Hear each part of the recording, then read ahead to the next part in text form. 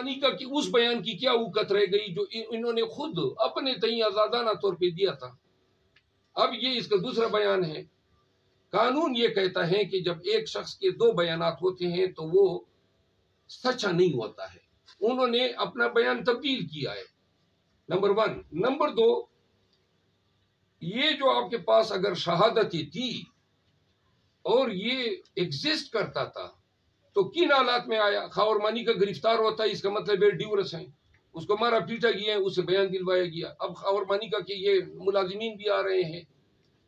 تو یہ اس کو اس تناظر میں دیکھا جائے گا کہ یہ کیس، یہ اس کا جو مدعی یا مستغیث ہے خاور مانیکا، وہ جب کرپشن کیس میں گرفتار ہوتا ہے، اس کے بعد جناب وہ اس کی کرپشن ختم ہو کے یہاں پہ منتج ہو جاتی ہیں اور وہ استغاثہ لے آتا ہے، پھر اس کا ملازم آ جاتا ہے۔ خاور مانیکا نے خود ہی قسمیں اٹھائی تھی اور کل میں پڑھے تھے بی بی صاحبہ کی پاکیزگی کے بارے میں، بی بی صاحبہ کی اعلیٰ کردار کے بارے میں، اور خان مجھے پتہ ہے کہ وہ اگر آج اس سے ان کو علم ہوگا کہ ان کی زوجہ کے بارے میں اس طرح کی باتیں جو ہیں گڑی گئی ہیں اور عدالتوں میں کہی گئی ہیں اور نیشنل میڈیا پہ تشہیر کی گئی، مجھے پتہ ہے ان کو بہت دکھ ہوگا، لیکن آپ ہمارے ساتھ کریں نا، پکڑ رہے ہیں آپ، ہم مار رہے ہیں، پیٹ رہے ہیں، ہم پہ پرچے کر رہے ہیں، آپ ہمیں سب کچھ ہمارے ساتھ کر رہے ہیں، وہ کافی نہیں ہے، اس کی کسر رہ گئی تھی۔ پھر جو ہے یہ شخص جو آج آیا ہے اور یہ شخص یہ نہیں کہتا ہے کہ جناب گھر میں یہ کچھ ہو رہا تھا اور میں نے مالک کو نہیں بتایا تھا، پھر یہ نہیں کہتا ہے یہ بدبخت انسان کس طرح کیوں کر کوئی شخص جو ہے وہ آپ کو رسائی دے گا جب آپ گھر کے ملازم ہیں، اور آپ گھر کے ملازم ہیں، اس کا آپ نے کیا ثبوت دیا ہے؟ صرف آ کے بتا دیا میں ملازم تھا، کس نے آپ کی تائید کی ہے؟ خاور مانیکا نے تو اپنے بیان میں کہا ہی نہیں ہے، آپ کا کوئی ذکر ہی نہیں ہے کہ جی یہ کوئی شخص میرا یہ تھا، فہرست گواہان میں آپ کا نام ہی نہیں دیا گیا۔ اچانک یہ آئیڈیا آپ لوگوں نے ڈیولپ کر دیا کہ چلے یہ خوشخطی بھی ڈال دیتے ہیں۔ یہ کیس جو ہے ایک دن آئے گا کہ یہ کیس ختم ہوگا۔ پہلے بھی فیڈرل شریعت کورٹ میں یہ جا چکے تھے اور فیڈرل شریعت کورٹ کا فیصلہ خان صاحب کے حق میں ہے۔ عدت کے میٹر پہ 2 درجن کے لگ بھگ مقدمے ہیں پاکستان کی عدالتوں کے۔ پھر اس کیس میں خاور مانیکا خود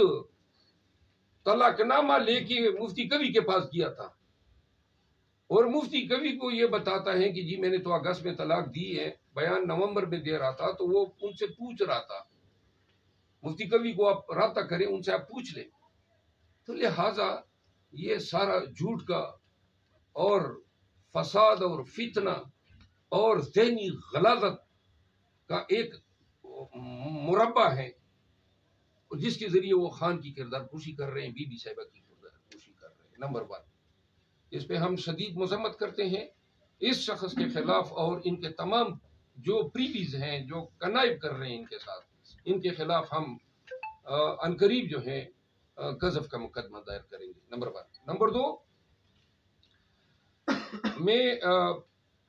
پنجاب اور بلوچستان کے لوگوں سے یہ گزارش کرنا چاہتا ہوں کہ خان صاحب کے ہدایات کے تحت کے پی میں الحمدللہ کنونشن اب شروع ہو چکے ہیں اور خود ہو رہے ہیں، لوگ اٹھ چکے ہیں۔ اب خان صاحب کی خواہش ہے کہ یہی کوشش پنجاب میں بھی ہو، یہ کوشش بلوچستان میں بھی ہو اور سندھ میں بھی ہو۔ ہم نے اگلے ہفتے کے لیے بلوچستان کے لیے شیڈول لانچ کیا ہے، اور اس کے بعد والے ہفتے میں ہم پنجاب آ رہے ہیں۔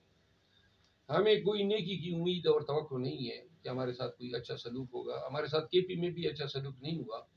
لیکن ہمیں یہ توقع ضرور ہے کہ شیڈول آ چکا ہوگا اور دیگر پارٹیاں بھی شاید الیکشن کمپین کے سلسلے میں نکل جائیں، کیونکہ ابھی تک تو فیلڈ پہ ہم ہی نکلے ہوئے ہیں،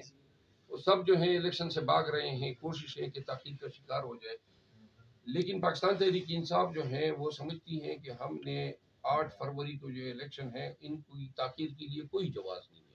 جو بھی ان کی تاخیر کا موجب بنے گا اپنے آپ کو آرٹیکل 6 کے لیے ایکسپوز کرے گا، کیونکہ یہ آئین کی پامالی ہے، ایبروگیشن ہے،